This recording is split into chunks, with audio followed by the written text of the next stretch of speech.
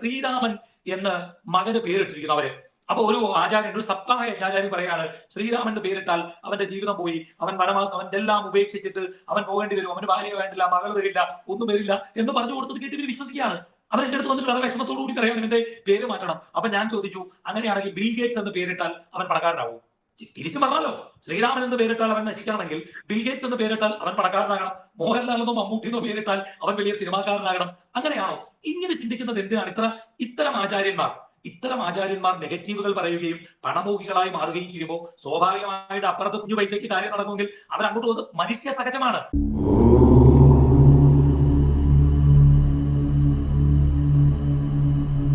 ജ്യോതിഷം എന്ന് പറയുന്നത് തന്നെ ജ്ഞാനമുള്ളവർക്കുള്ളതാണ്. ദൈവജ്ഞൻ എന്നാണ് ജ്യോതിഷിയെ വിശേഷിപ്പിക്കുന്നത് പോലും. അതായത് ദൈവത്തിനെ കണ്ടെത്തിയ ഒരു വ്യക്തിക്ക് മാത്രമേ യഥാർത്ഥത്തിൽ പ്രവചനങ്ങൾ പോലും നടത്താനുള്ള ആ ഒരു ഇൻഡ്യൂഷൻ കിട്ടുകയുള്ളൂ. അപ്പോൾ ഹൈന്ദവ ആചാരങ്ങളെ ബഹുമാനിക്കുകയും ഹൈന്ദവ ശാസ്ത്രങ്ങൾ പഠിക്കുകയും ചെയ്യുന്ന അങ്ങ് യുക്തി ഉപയോഗിക്കണം എന്ന് പറയുന്നതാണ് ചില കപടന്മാരായിട്ടുള്ള ജ്യോതിഷികൾക്ക് അങ്ങയോട് ഇത്തരത്തിലുള്ള ഒരു വിരോധം ഉണ്ടാകാൻ കാരണം എന്നുള്ളതാണ് എനിക്ക് മനസ്സിലാകുന്നത്. കാരണം അങ്ങ് യുക്തി ഉപയോഗിക്കാൻ പറയുന്നു.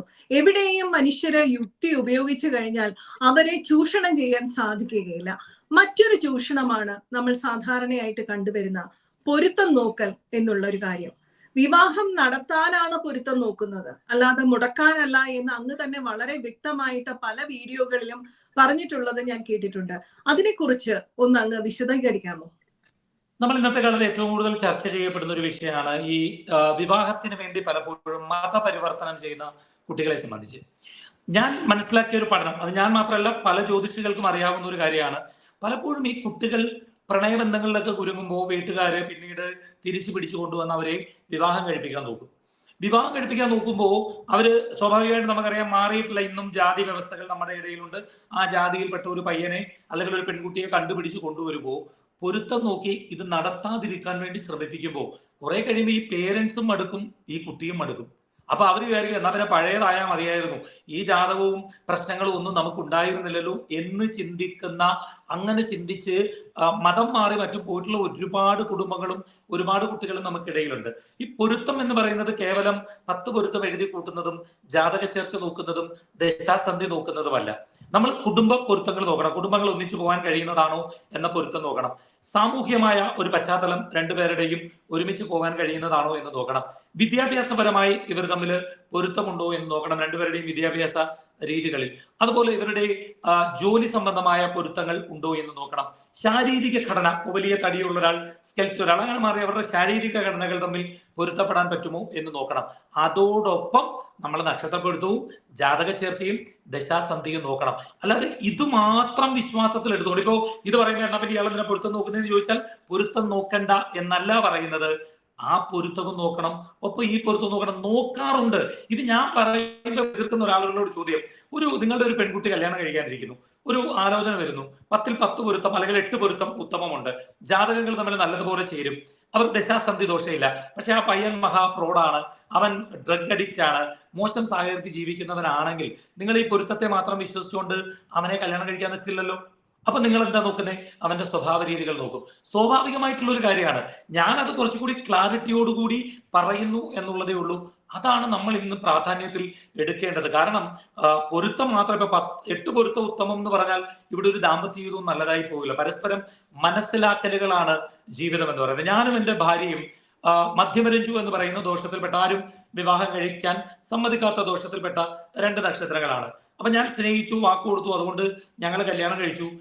ആ സമയത്ത് ഞാൻ എൻ്റെ അച്ഛൻ ഇത് മധ്യമരഞ്ജു ആണെന്ന് പറഞ്ഞപ്പോ ഞാൻ കല്യാണം കഴിക്കാൻ വേണ്ടി തന്നെ ഞാൻ പദ്യം പഠിച്ച് ഗണ്ണാം താൽ സമനാടികം എന്നൊക്കെ പറഞ്ഞൊരു പദ്യമൊക്കെ പഠിച്ച്, അത് അച്ഛൻ അറിവില്ലായ്മ കൊണ്ടല്ല, കാരണം നടത്തുക എന്നുള്ള എൻ്റെ ഒരു ലക്ഷ്യമായതുകൊണ്ടാണ്. ഇപ്പൊ ജഡ്ജിയുടെ മുമ്പിൽ വക്കീല് വാദിക്കുന്നത് അദ്ദേഹത്തിന് നിയമം അറിയാത്തത് കൊണ്ടല്ല, വക്കീലിന് ആവശ്യമാണ് എന്നുള്ളത് കൊണ്ടാണ്. അങ്ങനെ പഠിച്ച് പറഞ്ഞ് കല്യാണം കഴിച്ച് ജീവിക്കുന്ന ഒരാളാണ്. ഞങ്ങൾ തമ്മിൽ ജീവിതത്തിൽ 10 ദിവസം വഴക്കുണ്ടാവും, 5 ദിവസം വീണ്ടും 10 ദിവസം വഴക്കുണ്ടാവും, 5 ദിവസം വീണ്ടും 2 പിള്ളേരും ഉണ്ട്. എന്നോട് ദാമ്പത്യ ജീവിതത്തിൽ ഞാൻ സംതൃപ്തനാണോ എന്ന് ചോദിച്ചാൽ തീർച്ചയായിട്ടും സംതൃപ്തനാണ് എന്ന് തന്നെ ഒരു കണ്ണടച്ച് ഉത്തരം പറയാൻ കഴിയും. ഇതെല്ലാം ജീവിതത്തിലും ഉള്ളതാണ്. എനിക്ക് പ്രത്യേകിച്ച് പ്രിയപ്പെട്ട വിശ്വാസികളെ, നിങ്ങളുടെയൊക്കെ ജീവിതത്തിൽ ചെറിയ ചെറിയ പ്രശ്നങ്ങൾ നിങ്ങളുടെ ജീവിതത്തിൽ ഉണ്ടാകും. അപ്പൊ നിങ്ങൾ ഇതിന് മൂന്നാമതൊരാളെ ഇതിലോട്ട് തൽക്കാലത്തേക്ക് ഇടപെടുത്തരുത്. ജ്യോത്സ്യനാണെങ്കിലും കുടുംബക്കാരാണെങ്കിലും ആരാണെങ്കിലും നിങ്ങൾ എന്താണ് യഥാർത്ഥ പ്രശ്നം എന്ന് മനസ്സിലാക്കി അതിന് സൊല്യൂഷൻ കണ്ടെത്താൻ നിങ്ങൾ തന്നെ ശ്രമിക്കണം. അല്ലാതെ പൊരുത്തമല്ല ഉത്തമമായതുകൊണ്ട് കൂടെ ഒരു ദാമ്പത്യ ജീവിതവും നല്ലതായി പോകില്ല എന്ന് വെച്ചാൽ പൊരുത്തം നോക്കരുത് എന്നല്ല അർത്ഥം. നിങ്ങൾ പൊരുത്തം നോക്കണം. അത് കേവലം നക്ഷത്ര പൊരുത്തവും ജാതക ചർച്ചയും ദശാസന്ധിയും മാത്രമാകരുത്. ബാക്കി സാമൂഹ്യമായ എല്ലാ ചുറ്റുപാടുകളും നിങ്ങൾ നോക്കണം. ആ ചുറ്റുപാടുകൾ കൂടുതൽ നിന്നാൽ പൊരുത്തം അല്പം കുറവായാലും ഒരു പ്രശ്നവുമില്ല. നല്ല ഒരു കുടുംബജീവിതം നമ്മളുടെ കുട്ടികൾക്ക് കിട്ടട്ടെ എന്നുള്ളതാണ് നിങ്ങൾ ചിന്തിക്കേണ്ടത്. 30 വയസ്സ് വരെ ജാതക ചേർച്ച ഉത്തമമല്ലാതെ ഒരു കുട്ടി നിന്നാൽ അതിനെ നമ്മൾ എങ്ങനെ കുറ്റം പറയും? അത് ഏതെങ്കിലും തരത്തിലേക്ക് മാറിപ്പോയാൽ അതിനെ എങ്ങനെയാണ് കുറ്റം പറയാറ്? അതുകൊണ്ടാണ് ഞാൻ പറയുന്നത്, വിവാഹം നടത്താനാണ് പൊരുത്തം, വിവാഹം മുടക്കുവാനല്ല പൊരുത്തം. വളരെ വ്യക്തമാക്കി തന്നു. വളരെയധികം നന്ദിയുണ്ട് അങ്ങ് ഇത്രയധികം ആഴത്തിൽ ഈ വിഷയം ഉദാഹരിച്ചു തന്നതിന്. മറ്റൊന്ന്, ജ്യോതിഷത്തിൽ തന്നെ ഒരു പ്രമാണമുണ്ട് അല്ലെ? യസ്യാമന സമാസക്തം താമേവ വിവ ഹേതുബുധഃ സർവാനുഗുണ ഭാഗേവി മനോനുഗുണ ഘാതിക. അതായത് മനപ്പൊരുത്തം തന്നെയാണ് എല്ലാ പൊരുത്തങ്ങളെക്കാളും പ്രധാനം. രണ്ട് മനസ്സുകൾ അങ്ങേയറ്റം ആകർഷിക്കപ്പെട്ടിട്ടുണ്ടെങ്കിൽ അവിടെ സ്വാഭാവികമായിട്ടും പൊരുത്തം എന്നത് സംഭവിക്കുന്നു. അതിന് ഒരു ശാസ്ത്രീയമായ ഒരു പിൻബലമുണ്ട്. കാരണം സൈക്കോളജിയിൽ പറയുന്നുണ്ട്, ലോ ഓഫ് അട്രാക്ഷൻ എന്ന് പറയുന്നുണ്ട്. നമ്മുടെ മനസ്സ് അതിശക്തമാണ്. നമ്മുടെ മനസ്സെന്ന് പറയുന്ന പ്രതിഭാസത്തിന് നമ്മുടെ വിധി പോലും മാറ്റാനുള്ള ശക്തിയുണ്ട്. ആ മനസ്സിന്റെ പോസിറ്റിവിറ്റിയെ എത്രത്തോളം ബഹുമാനിക്കുന്ന ഒരു സംസ്കാരമാണ് നമ്മുടെ ഭാരതീയ സംസ്കാരം എന്ന് ഈ ശ്ലോകം തന്നെ വ്യക്തമാക്കുന്നുണ്ട്. അതുകൊണ്ട് തന്നെ ജ്യോതിഷികൾ എന്തുകൊണ്ടാണ് ഈ പ്രമാണം തന്നെ ഉദ്ധരിച്ചുകൊണ്ട് നമ്മുടെ സേവനം എടുക്കുവാൻ വരുന്ന വ്യക്തികളോട് ഇത് പറഞ്ഞുകൊണ്ട് തന്നെ ഇഷ്ടമുള്ളവർ പൊരുത്തം നോക്കട്ടെ, പക്ഷെ അത് ഇപ്രകാരമായിരിക്കണം. അവരെ ആശ്വസിപ്പിക്കാൻ നമുക്ക് തീർച്ചയായിട്ടും പൊരുത്തം നോക്കാം. അവരവരുടെ വിശ്വാസങ്ങളാണ്. ഹിന്ദുക്കൾക്ക് പൊരുത്തം നോക്കി ജാതകം കൊടുക്കുന്ന ഒരു ചടങ്ങുകളൊക്കെ ഉള്ളത് കൊണ്ട് അതിനെ നമ്മൾ തീർത്തും അങ്ങ് ഖണ്ഡിക്കുകയൊന്നും വേണ്ട. അത് ജ്യോതിഷികൾ ചെയ്യേണ്ട കാര്യവുമല്ല. അവരവരുടെ വിശ്വാസപ്രകാരം നോക്കിക്കോട്ടെ. പക്ഷേ ഈ ഒരു തത്വം പറഞ്ഞു കൊടുത്ത് അങ്ങയെ പോലെ ഇത് ശാസ്ത്രീയമായിട്ട് വിവരിക്കുന്നവരല്ല ബഹുഭൂരിപക്ഷവും. പകരം അതിനെ എങ്ങനെ ചൂഷണം ചെയ്യാം, എത്രത്തോളം പൊരുത്തം മുടക്കാം, എത്രമാത്രം വിവാഹം നീട്ടിക്കൊണ്ടു പോകാം, അങ്ങനെ ഹിന്ദു സമൂഹത്തിനെ പരിഹാസ്യമായ രീതിയിൽ മറ്റു സമൂഹങ്ങളുടെ മുന്നിൽ പരിഹാസ്യമായ രീതിയിലാണ് ഇന്ന് അവതരിപ്പിക്കുന്നത്. ഇത് പറയുമ്പോൾ എനിക്ക് മറ്റൊരു കാര്യം ഓർമ്മ വരുന്നത്, എന്റെയും താങ്കളുടെയും ഹിന്ദു സമൂഹത്തിന്റെ മുഴുവനും ആദരണീയനായിട്ടുള്ള ഗുരുനാഥൻ, നമ്മുടെ എല്ലാം പൈതൃകാചാര്യൻ ഡോക്ടർ എൻ ഗോപാലകൃഷ്ണൻ സാർ ഒരിക്കൽ പറഞ്ഞിട്ടുണ്ട്, ഇന്നത്തെ കാലത്ത് പൊരുത്തം മാത്രം നോക്കിക്കൊണ്ട്, അങ്ങ് വ്യക്തമായിട്ട് പറഞ്ഞു, മറ്റ് ഫാക്ടേഴ്സ് ഘടകങ്ങൾ നോക്കിയിട്ടായിരിക്കണം പൊരുത്തം നോക്കേണ്ടത്. ഇത് തന്നെയാണ് സാറും ആവർത്തിച്ചിരുന്നത്. മറ്റു ഘടകങ്ങൾ, അതായത് വിദ്യ, വിത്തം, കുലം, രൂപം, ആചാരം, ഇതെല്ലാം ചേർന്ന് പോകുമെങ്കിൽ മനസ്സിന്റെ സമാധാനത്തിന് നിങ്ങൾ പൊരുത്തം നോക്കിക്കോളൂ. പക്ഷെ അതിന് മാത്രം പ്രാധാന്യം കൊടുക്കരുത് എന്ന് പറഞ്ഞിട്ട് അദ്ദേഹം ഒരു കാര്യം പറയുമായിരുന്നു. പൗരാണിക കാലം മുതൽ സ്വയംവരമായിരുന്നു നടന്നിരുന്നത്.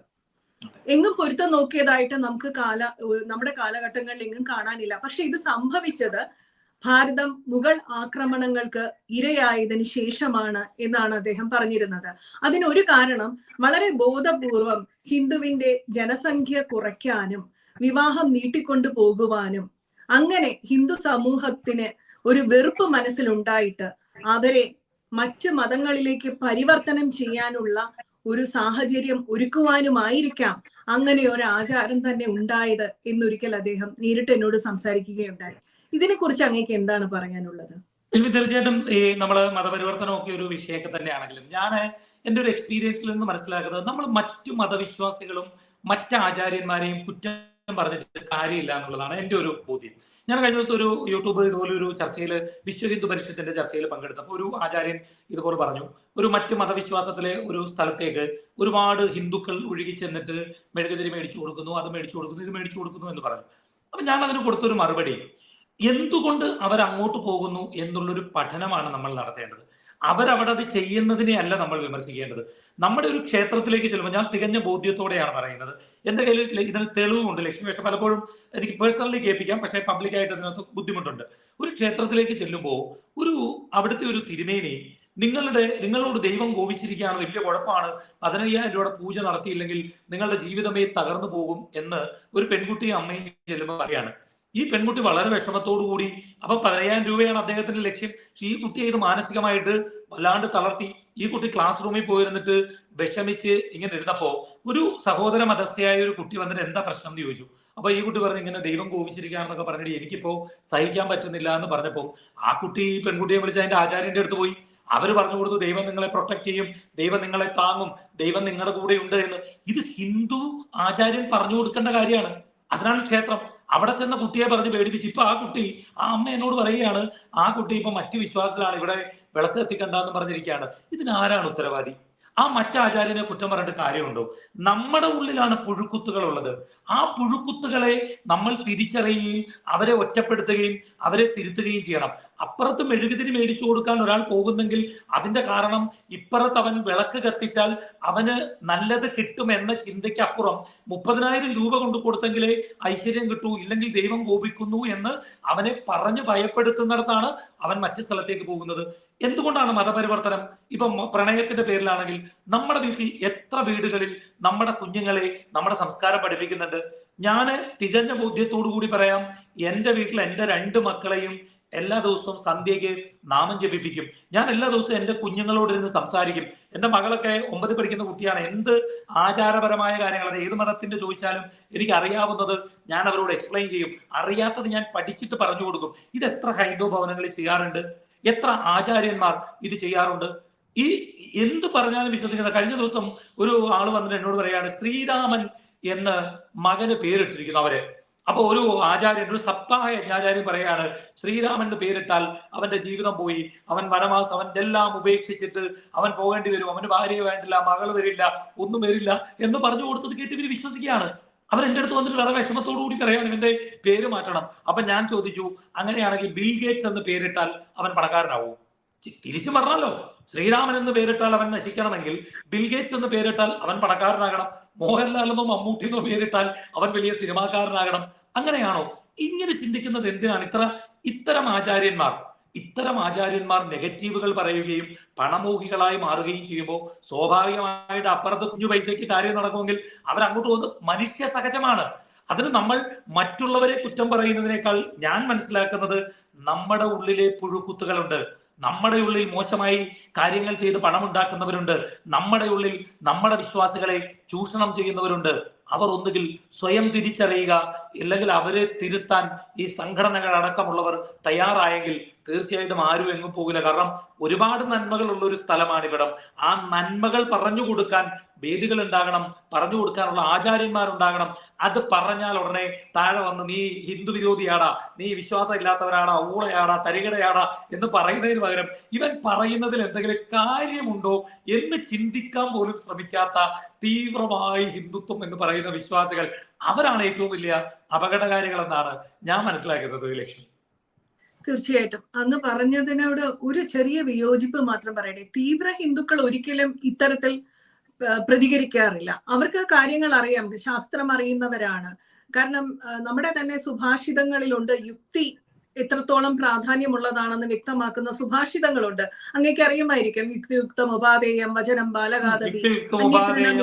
ബാലകാദപി, അന്യത്രിതമിവത്യാജ്യം അപ്യുക്തം പത്മനാണ്. അപ്പൊ പോലും ബ്രഹ്മാവാണെങ്കിൽ പോലും വലിച്ചെറിയണമെന്നാണ് പറഞ്ഞേക്കുന്നത്. വലിച്ചെറിയണം. കൊച്ചുകുട്ടിയാണ് പറയുന്നതെങ്കിൽ പോലും ആ യുക്തി നമ്മൾ ഉൾക്കൊള്ളണം. സാക്ഷാൽ ബ്രഹ്മാവാണ് യുക്തി ഇല്ലാത്തത് പറയുന്നതെങ്കിൽ വലിച്ചെറിയണം എന്ന് പറയുന്ന ശാസ്ത്രത്തിലാണ്.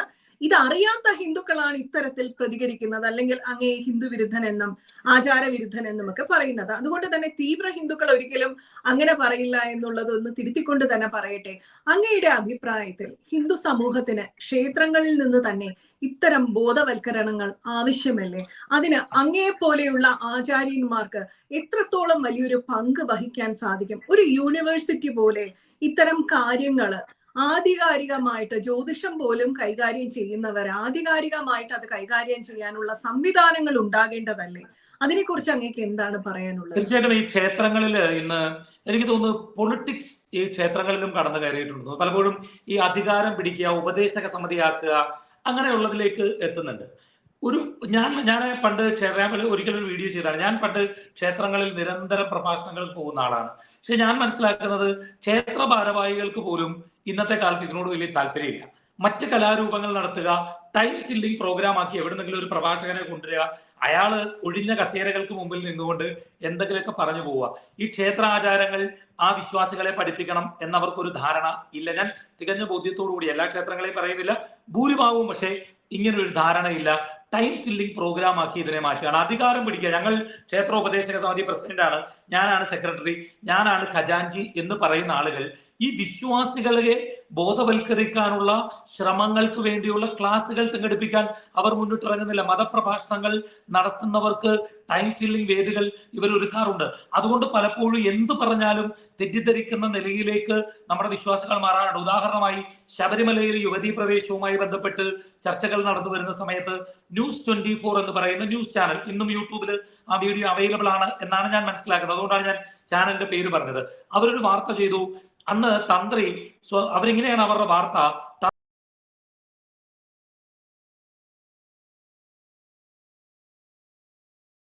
പുലയനും മണ്ണാനും കണിയാനും തട്ടാനും ഈഴവനും അടക്കമുള്ള ജാതികൾ ക്ഷേത്രത്തിൽ കയറിയാൽ അശുദ്ധിയാണ്. എന്നിട്ട് ആ വാർത്ത അവതരിപ്പിക്കുന്ന ആൾ തുടരുകയാണ്: അപ്പോൾ വെള്ളാപ്പള്ളിയുടെ മകൻ തുഷാർ വെള്ളാപ്പള്ളി ക്ഷേത്രത്തിൽ കയറിയാലും ചാണകവെള്ളം തളിക്കണം എന്നർത്ഥം. അത് വായിക്കുന്ന ഒരു ഹൈന്ദവ വിശ്വാസിയായിട്ടുള്ള ആളിന്റെ ഉള്ളിൽ എത്രമാത്രം മൃഗീയമായ ഒരു ജാതി ചിന്തയായിരിക്കും ഉണ്ടാകുക. സ്വാഭാവികമായിട്ട് SNDP വിഭാഗത്തിലുള്ള ആളുകൾ തന്നെ എത്രത്തോളം വേദന ഉണ്ടാകുന്ന ഒരു അവസ്ഥയുണ്ടാവും. അപ്പോൾ ഞാൻ ഇതേപ്പറ്റി കൂടുതൽ പഠിക്കാൻ ശ്രമിച്ചു. തന്ത്രസമുച്ചയം ഗ്രന്ഥമുണ്ട് എൻ്റെ കയ്യിൽ. ഞാൻ അതിന്റെ വിവർത്തന ഗ്രന്ഥങ്ങൾ പല സ്ഥലത്തു നിന്ന് കളക്ട് ചെയ്തു. അതിൽ പറയുന്നത് ക്ഷേത്രേ മൃദർ ജനന മങ്കണ മണ്ഡപാദോ മൂത്രാസൃഗാദി പതനം പതിദാദി വേശ എന്നൊക്കെ പറഞ്ഞിട്ടൊരു പദ്യമുണ്ട്. അതില് ക്ഷേത്രത്തിന്റെ അങ്കണത്തിൽ ജനനം നടന്നാൽ അശുദ്ധിയാണ്, മരണം നടന്നാൽ അശുദ്ധിയാണ്, മലം മൂത്രം ഇത്യാദികൾ വീണാൽ അശുദ്ധിയാണ്, പതിതർ കയറിയാൽ അശുദ്ധിയാണ്. ഈ പതിത എന്ന വാക്കിനെ പഴയ കാലത്ത് സംസ്കൃതം പഠിക്കാൻ തങ്ങൾക്ക് മാത്രമേ അർഹതയുള്ളൂ എന്ന് പ്രചരിപ്പിച്ചിരുന്ന ചില ആളുകൾ അവർ കൊടുത്ത നിർവചനമാണ് പറയൻ പുലയൻ മണ്ണാൻ കണിയാൻ തട്ടാൻ ഈഴവൻ എന്ന്. ശരിക്കും പതിത എന്ന ശബ്ദത്തിന് അങ്ങനെ ഒരു അർത്ഥമേ ഇല്ല. പതിത എന്ന ശബ്ദത്തിന്റെ അർത്ഥം സ്വധർമ്മയ പരിത്യജ്യ പരധർമ്മം സമാശ്രയേത്ത് അനാപതിജ വിദ്വദ്ഭി പതിത പരികീർത്തിത. സ്വന്തം ധർമ്മം വിട്ടിട്ട് മറ്റൊരു ധർമ്മം അനുഷ്ഠിക്കാൻ പോകുന്നവൻ പതിതനാണ്, അവനെ ക്ഷേത്രത്തിൽ കയറ്റരുത്. ജാതി വ്യവസ്ഥയെ അല്ല പറയുന്നത്. പക്ഷെ നിങ്ങൾ ആലോചിച്ച് നോക്കൂ, ഇതിങ്ങനെയല്ല എന്ന് പറഞ്ഞു കൊടുക്കാൻ എത്ര വേദികൾ നമുക്കുണ്ട്, എത്ര ആചാര്യന്മാരെ ഇതിനുള്ള അവസരങ്ങൾ ക്ഷേത്ര കമ്മിറ്റികൾ ഉണ്ടാക്കാറുണ്ട്. നമ്മുടെ ഉള്ളിലുള്ള ഈ ജാതീയമായ ചിന്ത അത് എപ്പോഴും ഹൈന്ദവനെ സ്പ്ലിറ്റാക്കി നിർത്തുകയാണ്.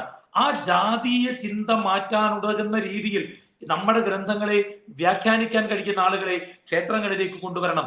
നല്ല ആചാരങ്ങൾ പറഞ്ഞു മനസ്സിലാക്കി കൊടുക്കണം. ജീവിക്കാനുള്ള രീതികൾ പറഞ്ഞു മനസ്സിലാക്കി കൊടുക്കണം. തീർച്ചയായിട്ടും അത് ക്ഷേത്രങ്ങളിലാണ് ചെയ്യേണ്ടത്.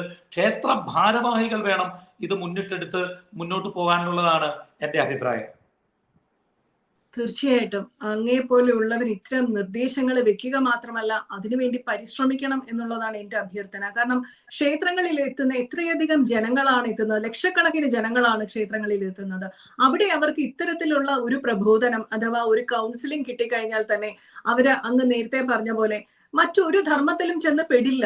മറ്റു ധർമ്മങ്ങൾ മോശമാണെന്നല്ല, പക്ഷെ അവരവര് സ്വധർമ്മം തന്നെ പാലിക്കുന്നതാണ് അതിൻ്റെതായ ശരി. നമ്മള് ശീലിച്ചു വരുന്ന ഭക്ഷണങ്ങൾ അല്ലെ, അത് തന്നെയാണ് നമ്മുടെ ശരീരത്തിന് ആരോഗ്യം എന്ന് ആയുർവേദം പറയുന്നുണ്ട്. സാത്മ്യമായിട്ടുള്ള ഭക്ഷണം അത് പെട്ടെന്ന് മാറുമ്പോൾ ഒരു രോഗാവസ്ഥ ഉണ്ടാകുന്നു. ഇതുപോലെ തന്നെയാണ് ധർമ്മങ്ങളും. നമ്മൾ പെട്ടെന്ന് ഒരു ധർമ്മത്തിൽ നിന്ന് ആചാരങ്ങളിൽ നിന്ന് വ്യത്യസ്തമായി വ്യതിചലിക്കുമ്പോൾ അത് സമൂഹത്തിലെ കുടുംബത്തിലെ ഒക്കെ പ്രശ്നങ്ങൾ ഉണ്ടാകുന്നു.